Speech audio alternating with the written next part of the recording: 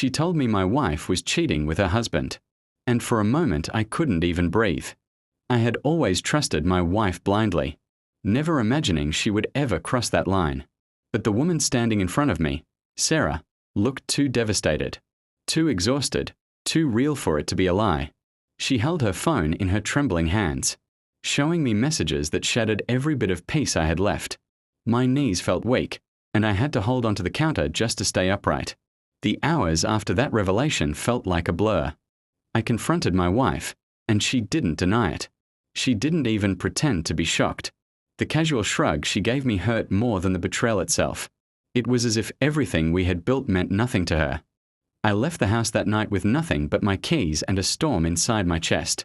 I drove without thinking, and somehow, I ended up in the parking lot outside a small cafe. That's where Sarah found me again. She must have followed me, or maybe she hoped she would find me there. When she knocked on my window, I thought she wanted to discuss more evidence or ask what I planned to do. Instead, she simply said, "You shouldn't be alone right now." I didn't know whether to push her away or thank her, but I opened the door and let her sit beside me.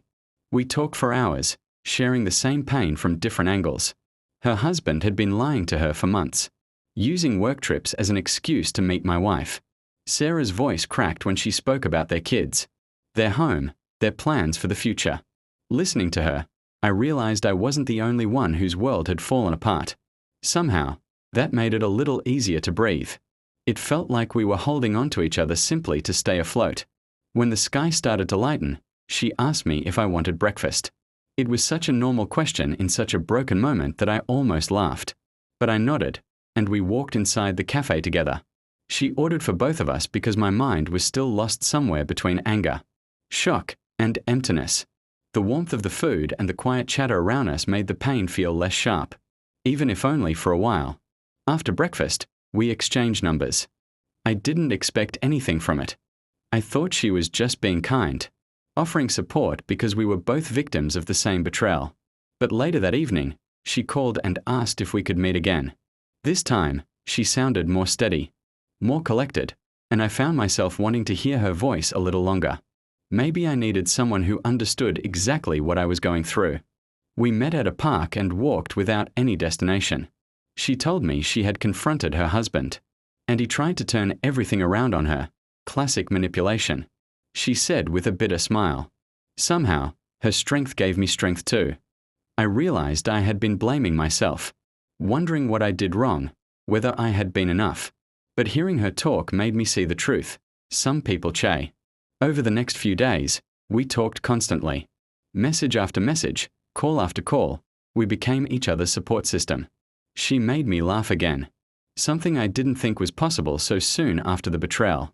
She reminded me that life didn't end with someone else's mistake. Slowly, without either of us noticing, being around her went from comforting to something I genuinely looked forward to. One evening, we met for dinner. She looked different, calmer, lighter, almost glowing. When the conversation slowed, she took a deep breath and looked at me with a seriousness that made my heart pound. "I know this sounds crazy," she said softly, "but would you go out with me? Not as two broken people, but just as two people trying to start over." Her honesty left me speechless. I didn't know what to say at first. Part of me wondered if it was too soon, if we were just reacting to pain. But another part of me knew that. What I felt when I looked at her wasn't desperation, it was hope. And hope had been missing from my life for far too long. I reached across the table and held her hand, feeling something warm and real for the first time in weeks. We started seeing each other, slowly at first, then more confidently. Healing wasn't easy. There were moments when the past tried to pull me back, when memories stung like open wounds. But Sarah was patient. She didn't rush me or expect me to forget everything overnight. Instead, she walked with me through every difficult step. And I did the same for her. Months passed, and what began as a shared heartbreak turned into something neither of us expected. Genuine love. She didn't just distract me from the pain, she helped me rebuild myself. With her, I discovered parts of life I had forgotten: laughter, peace, purpose, and the feeling of being truly seen. She changed my life not by replacing what I lost, but by showing me that sometimes losing the wrong person opens the door to finding the right one. In the end, what happened to us was painful, unfair, and deeply scarring, but it also brought me to someone who understood me in ways no one else ever had. She told me my wife was cheating with her husband, and I thought that night would destroy everything. Instead, it became the beginning of a life I never dreamed I could have.